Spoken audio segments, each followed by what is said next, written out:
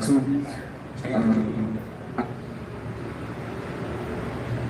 ini coba mengatakan soal chaos. Chaos itu bahasa apa ya? Chaos itu bahasa dari bahasa Inggris. Tapi dia bahasa Indonesia juga. Dia masuk seragam bahasa Indonesia juga. Ya, dia diadopsi dalam Kamus Besar Bahasa Indonesia mulai dari kamus terakhir, kamus 2008 pun lemma chaos atau entry chaos itu sudah ditemukan dalam kamus ini. Baik, dari sisi bahasa tidak pasti itu apakah sama dengan benar? Tidak. Beda-beda ya. Baik, dilanjutkan dengan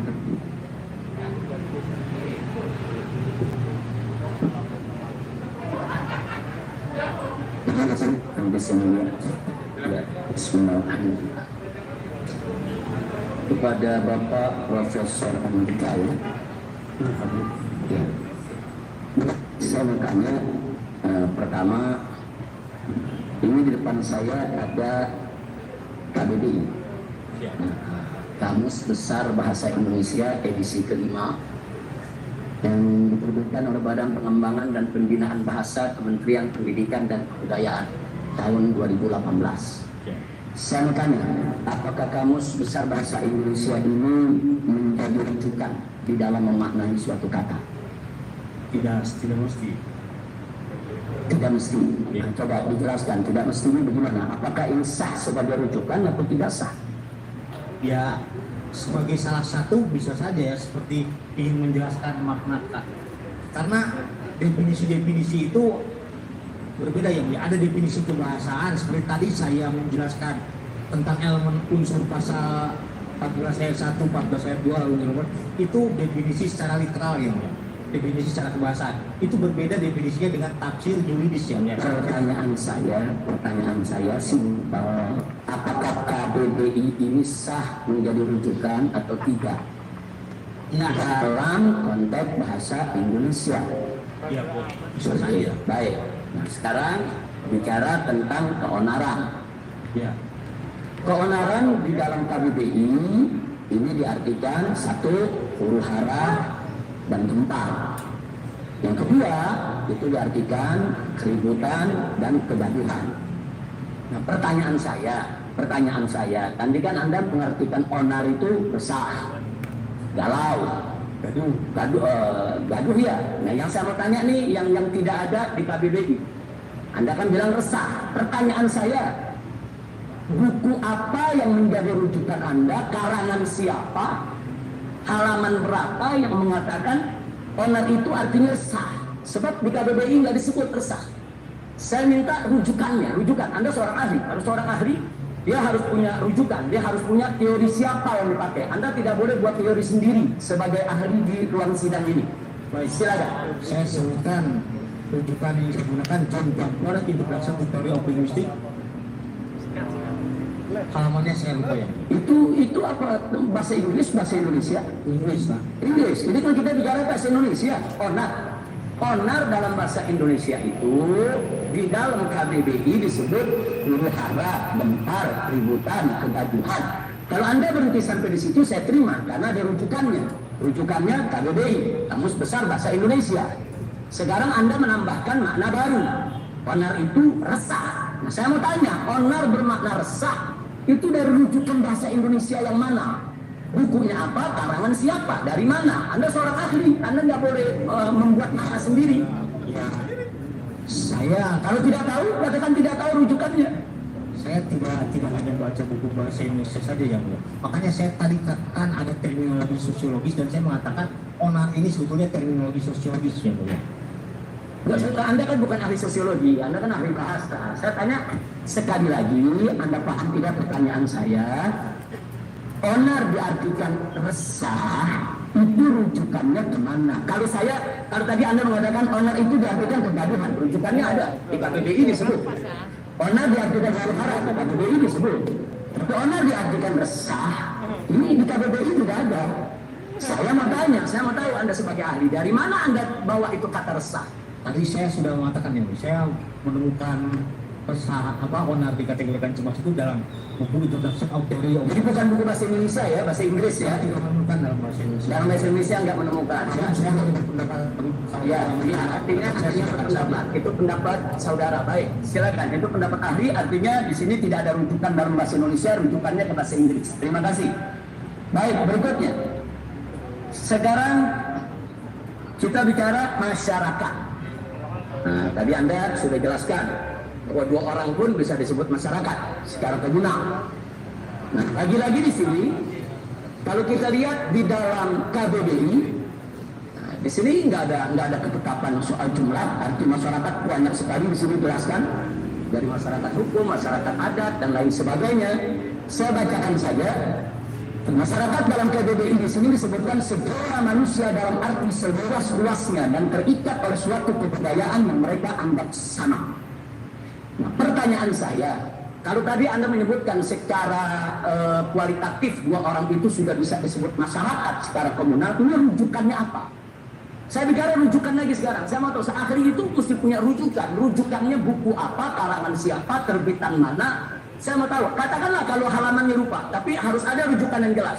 Dari mana saudara ahli bisa mengatakan dua orang saja sudah bisa disebut masyarakat? Karena saya seumur hidup, umur saya 56 tahun, baru sekarang saya dengar kalau masyarakat itu dua orang sudah disebut masyarakat.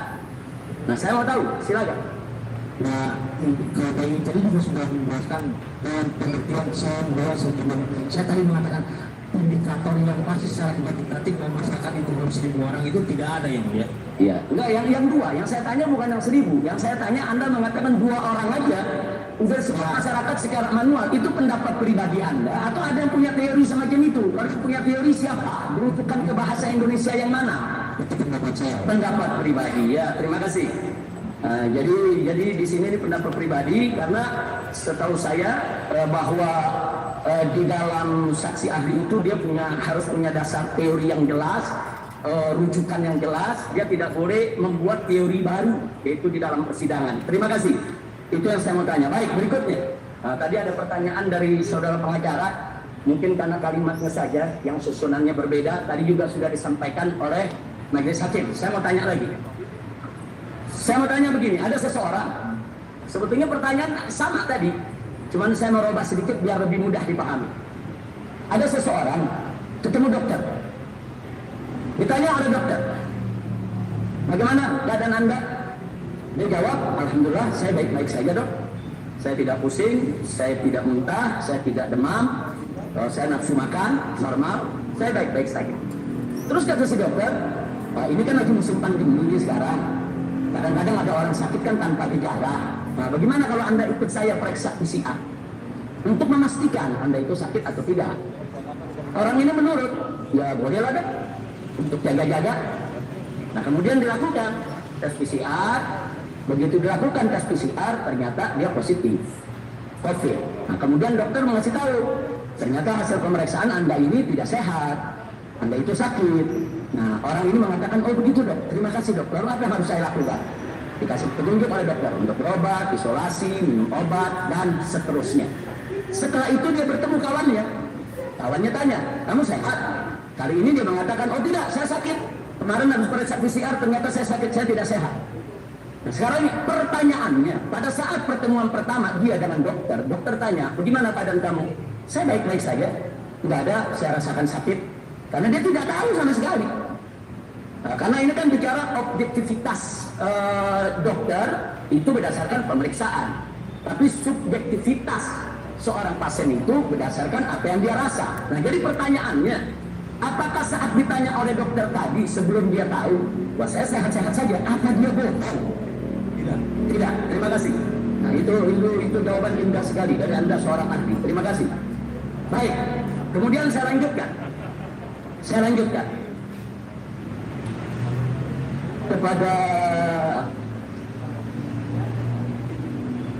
ya tadi sudah disebutkan yaitu tentang keonaran. Saya mau tanya satu saja terakhir dari saya. Kalau ada suatu demonstrasi, satu demonstrasi kecil-kecilan, katakan umpamanya misalnya 20 orang, Kan demonstrasi di negeri kita itu kan diizinkan, ada undang-undang penyampaian pendapat. Kemudian mereka demonstrasi secara tertib, secara rapi, menyampaikan pendapat, sopan, tidak ribut, tidak ada ribut, tidak ada suara-suara yang provokasi dan lain sebagainya, tertib saja menyampaikan pendapat sekitar 15 menit, kemudian mereka pulang. Pertanyaan saya, demo semacam itu yang damai, yang tertib, yang rapi, apakah itu juga bisa disebut keonaran? Susah untuk menjawab itu ya. Susah untuk menjawab. Ya. Karena harus diukur apakah demo itu didorong oleh kecemasan, dan saya tidak. Ya, ada ukuran lain. Baik, cukup. Cukup bagi saya cukup. Anda punya jawaban tadi. Baik, yang mulia, majelis hakim yang mulia, saya ingin kembali mengingatkan apa yang tadi diingatkan oleh para pengacara saya, bahwa ini persis seperti saksi ahli yang tadi, yang mulia, yaitu pertanyaan di nomor 3 itu tentang kronologis peristiwa, diterangkan nama saya, nama Dr. Andi Tatat, nama Abdul Hanif, peristiwanya semua saya maklumi, karena orang diperiksa dikasih tahu dulu Anda diperiksa dalam perkara apa. Tapi untuk pertanyaan-pertanyaan dari mulai nomor 18 yang bersangkutan seperti tadi ditunjukkan rekam medis saya dari halaman 12, 13, 14, 15, 16, kemudian 17, 18. Nah, ini semua rekam medis merupakan fakta.